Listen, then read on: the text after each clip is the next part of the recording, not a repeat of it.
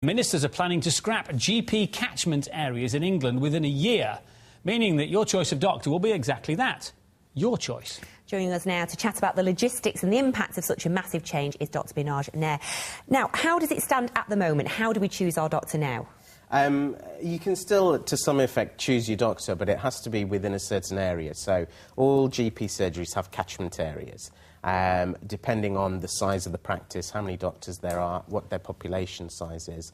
So a city centre GP may only have a 1 or 2 mile radius, whereas a countryside GP may have a 30-mile radius. And you can choose any doctor whose boundaries you fall within, right. Depending on whether their lists are open, whether they're accepting patients or not. Do you think, then, that removing that catchment area is a good idea? In theory, it is, because it does increase patient choice, and the theory is that increasing patient choice increases competition, which drives up standards. Whether realistically that happens, I'm not sure. Whether they can solve the logistical problems is going to be another huge issue.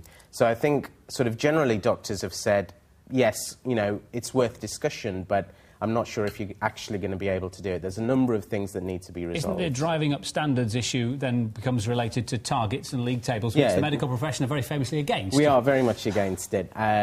You know, driving up standards, are you going to drive up standards? Very difficult to say. You know, you move from one practice to another. If the practice that you're leaving may be very good, but they may have a very difficult population to treat. So in terms of standards, targets, they'll be ranked not as well as someone else. So that's very difficult to say. There's problems with home visits. Who's going to do your home visits? If you register with a city centre GP and you live out in Alderley Edge, is he going to drive all the way there if you Probably need a home not. visit? And so how is that going to resolve? I mean, Andy Burnham has basically said, yes, we'll sort that out. We've got ideas. What are they? You know, how are they going to resolve it? If this is implemented, will there be more of a cost to the NHS? Is it more of a drain? I don't think it's specifically more of a drain in terms of monetary. It will be a drain on certain practices. So what you might find is that suburban practices lose a lot of patients who choose to register with somewhere near their work. And those practices might find it very difficult to survive because of a lack of funding. Practice funding is directly linked to the number of patients they have.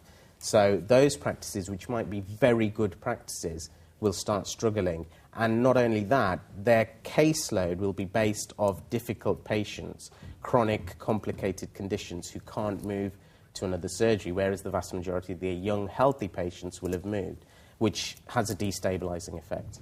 So it sounds like it might be a good idea in principle. It's been mooted by the Tories. They say it's been stolen by the Labour Party, but you don't think it's implementable. Do you think we'll get any more policy before the election, or do you think they'll just let it quietly fade away? I think we'll most likely get a few more sound bites before the election. Yes. Whether we'll get any policy change, this is what it sounds like to me.